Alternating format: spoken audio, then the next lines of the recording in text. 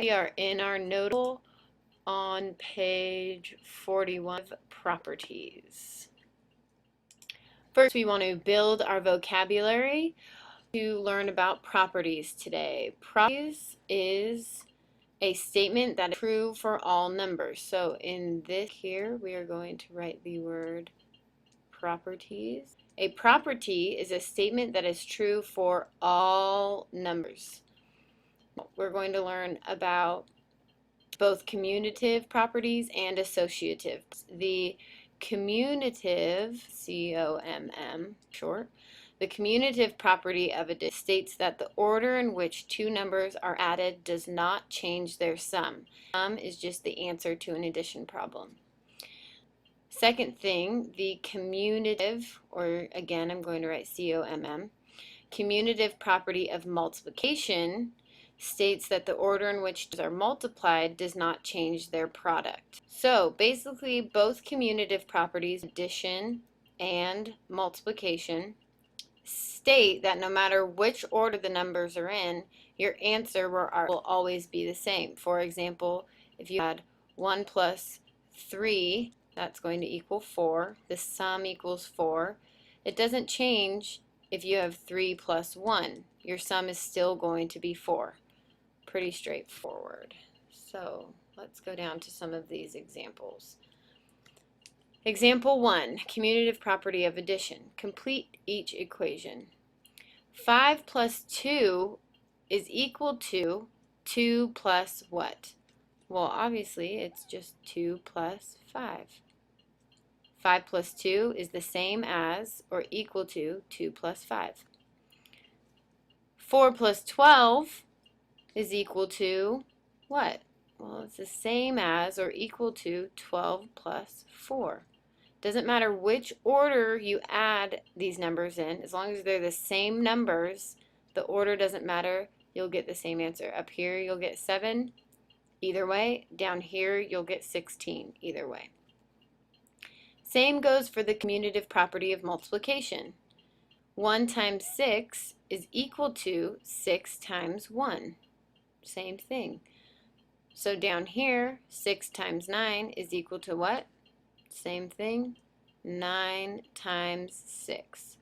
Up here, your final answer would be 6 on either side of the equal sign. Down here, your final answer would be 54. 6 times 9 is 54. 54. That equals 9 times 6. Well, 9 times 6 is also 54. So basically the order does not matter. Okay, your turn. So what I'd like you to do is complete all of these equations, A through D. Pause me, try and do it without me, and check your answers. So for A through D, you should have gotten the following answers. A is 3, B is 4 plus 15, C 2 times 8, and D 6 times 10. Basically just switching each of these numbers with each other, and you know that they equal the same thing. Now on to the associative property. We are on page 42. The associative property of addition, so in here we're going to write associative property of addition, states that the way numbers are grouped does not change their sum. Now again, that's the same thing with the associative property of multiplication. That states that the way numbers are grouped does not change their product. So the only difference between these two statements is that one is addition, so you have a sum. One is multiplication, so then you have a product. Remember, sum and product are the answers to either multiplication or addition. So let's do example number 5 down here. The associative property of addition. Says here 24 plus 12 plus 2 is the same as what plus 12 plus 2? Well, we know that the two equations on either side of the equal sign have to be equal. So over here we have a 24, we have a 12, and we have a 2. Over here we have a 12 and a 2. What's missing that 24. So we know in our blank we write 24. Now these look different. Over here, 24 and 12 are grouped together with these grouping symbols called parentheses. And over here, 12 and 2 are in the parentheses. Does the answer change? No. On this side, our answer, 24 plus 12 is 36, plus 2. Over here, our answer is 38. Over here, 12 plus 2 is 14. 14 plus 24 is also 38. So the associative property of addition says that it doesn't matter which order these numbers are grouped in. As long as they're the same numbers, you'll get the same answer. Let's try it for multiplication down here. This says 4 times 6 times 7. On this side we have 4 times blank times blank.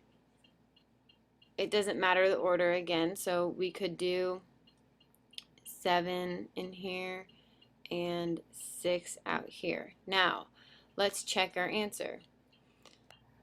We know that 6 times 7 equals 42. What's 42 times 4? Well, let's see here. 42 times 4, we get 8. 4 times 4 is 16. We get 168. So over here we can write, okay, this is 168. Now if this property is true, it says that 4 times 7 times 6 will also equal 168. So let's try that over here. 4 times 7 we know is 28, so we'll just write 28. What's 28 times 6? Well, 6 times 8 is 48. We know 6 times 2 is 12. We add that 4, that's 16. We get 168 for this side too. So addition up here, as long as they're in the same, as long as they are the same numbers, the order doesn't matter. The grouping symbols, where you place them, doesn't matter. Same thing for down here in multiplication. Doesn't matter where you place these grouping symbols, your answer will be the same on both sides. So now try the your turn problems, A and B. Try them on your own, then check your answer with me. So down here, you should have gotten 13 in this blank, 5 and 20 in these two blanks. You could have also put 20 in this blank and 5 in this blank, because again, the order doesn't matter and there's two numbers left. So that is your answer. If you got these correct, good job. If you didn't, go back and watch examples 5 and 6 and retry them. So for examples 7, 8, and 9, what they now want us to do is name the property that's shown in each statement. So we're naming which property we're using in each statement. So for 7, we have 12 times 5 equals 5 times 12. Well, there's no grouping symbols, so we know this is the commutative property. Order doesn't matter. We're just going to write COMM for commutative. 12 times 5 is the same as 5 times 12. Number 8, we see those grouping symbols called parentheses, so we know we're working with an associative property, but we don't know which one unless we look at these signs. We know it's addition, so we know it's associative property, associative. Down here, we see the grouping symbols again, parentheses. We know again it's associative property of what? Of addition, because we have the addition signs here, here, and here, and here. Now notice in 8, they used a variable. That variable is A. Does that matter? No, it does not matter if you add in a variable or not. It should not matter. Okay, so now try the your turn down here, A, and on the next pages, B and C. Check your answers with me. Okay, so for A, you should have gotten the associative property of addition. On the next page, this is on page 43, you should have gotten first commutative property of multiplication. For C, you should have gotten associative property of multiplication. Okay, so next example, number 10. They want to know first what's 2 times 9 times 50, and then they want you to name the property used in each step. Well, technically we could do 2 times 9, that's 18, and then 18 times 50. But what they want you to do here is to change it into a simpler problem. So they want you to rearrange the numbers so that you can easily multiply them. Well, when we rearrange, we could rearrange 9 and 2 to be 9 times 2 times 50. But we could also, and that would be the commutative property of multiplication, we could also change these parentheses. So we're changing the order in which we multiply these numbers. So if we put the parentheses around the 2 and the 50, which is the associative property of multiplication, we're changing the order that we multiply them, and it's making it easier on us. So instead of having to multiply 18 by 50, they want you to say, oh, but 2 times 50 is 100, and multiplying 100 times 9 is a lot easier than multiplying 18 times 50. 9 times 100, 900. You would have gotten the same answer, but we know that 9 times 100 easily right off the top of our head is 900, whereas we might not know that 18 times 50 is 900.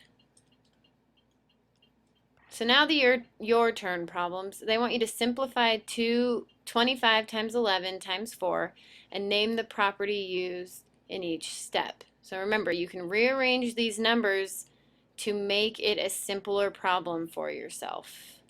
So try it on your own and then check your answer with the video. So your answer should look something like this. First, you used the commutative property and you switched 11 and 25. As you see up here, 25 times 11. Well, now you switch the order to be 11 times 25. That's the commutative property of multiplication. You then said, okay, well, instead of multiplying 11 times 25, you're actually going to multiply first 25 times 4. So you move the parentheses over here to make an easier problem. That's the associative property of multiplication. Then you said, okay, well, we know that 11 times 100 is 1100, and that should have been your final answer. So on to example number 11. It says Hillary spent $6, $8, and $12 on school supplies. Use the associative property of addition to write two different expressions that represent the total amount she spent. So first expression they give to you, 6 plus 8 plus 12 equals 6 plus, remember we have to do this first, 8 plus 12 is 20, and we get the total amount she spent was 26. Now if we move those parentheses, we're using that associative property. When we say 6 plus 8, well, that's 14. So 14 plus 12, that also equals 26. We get the same answer in both, no matter which order we add in. So now try the your turn problem. Try on your own and check your answer with the video. Okay, so your answer should look something like this. You have two different equations written. First, you have 12 plus 3 plus 7, and you're adding 3 and 7 first to get 12 plus 10. And we know 12 plus 10 is 22. So that's your first total amount she spent on crafts. Then notice how we keep the same order, 12, 3, 7, but we move the grouping symbols. So first we're going to add now 12 plus 3, which we know is 15. Then we're going to add the 7. So over here we have 15 plus 7. We know that equals 22, which is what we wanted it to equal. We know both of these equal 22. Again, it doesn't matter what order we added the numbers in. As long as they're the same numbers, we get 22 no matter what. Your answer should look exactly like this. If it doesn't, if you just wrote 22, please write out all the steps. I will check this tomorrow. And your assignment that we'll be working on tomorrow is page 81 through 83 in your textbook. We are going to be doing exercises 20 through 49 and 57 through 68. So if you want to get started on that tonight, that's fine. Otherwise, tomorrow we will be doing it in class. See you tomorrow.